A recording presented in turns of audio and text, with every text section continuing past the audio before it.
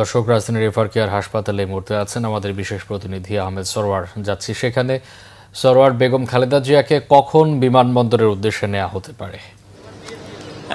আসলে যে কখন নেওয়া হবে সেটা এই মুহূর্তে অনিশ্চিত। কারণ হচ্ছে, যদিও গতকালকে তার ব্যক্তিগত চিকিৎসক এবং বিএনপি স্থায়ী কমিটির সদস্য ডাক্তার এজেডএম জাহিদ হোসেন জানিয়েছিলেন যে মানে মধ্যরাতে অথবা আজকে সকালের মধ্যে তাকে নেওয়া হবে, কিন্তু তাকে নেওয়ার যে বাহন কাতার রাজকীয় বিমান বাহিনীর যে এয়ার অ্যাম্বুলেন্স, সেটি এখনো ঢাকায় আসেনি।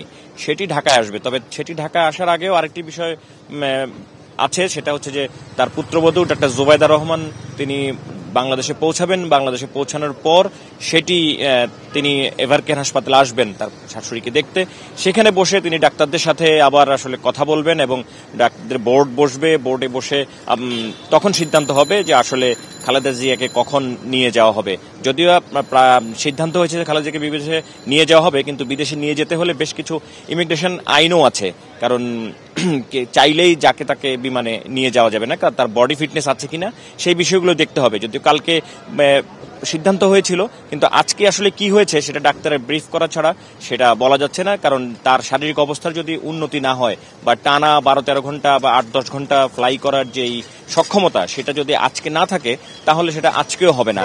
অতএব ডাক্তার জোবায়দা রহমান আসবেন, এসে ডাক্তারদের সাথে কথা বলবেন, বোর্ড বসবে, বোর্ডের সিদ্ধান্ত যদি তার হেলথ সার্টিফিকেটটা ভালো হয় যে হ্যাঁ তিনি ফ্লাই করার মতো সুস্থ আছেন এই মুহূর্তে, তবেই তাকে নিয়ে যাওয়া হবে।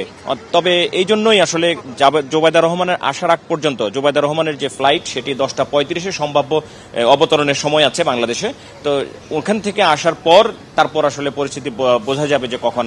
তবে সবকিছু নির্ভর করছে আসলে বিএনপির অফিসিয়াল সূত্রের উপর যে কখন খালেদা জিয়াকে নিয়ে যাবে। আমরা যা বলছি সেটা হচ্ছে আমাদের কাছে যেসব তথ্য আছে সেই তথ্যগুলো নিয়েই জানাচ্ছি যে এই মুহূর্তে বা আজকে দিনের মধ্যেও যেতে পারে কিনা সেটা নিয়ে আসলে যথেষ্ট সংশয় আছে।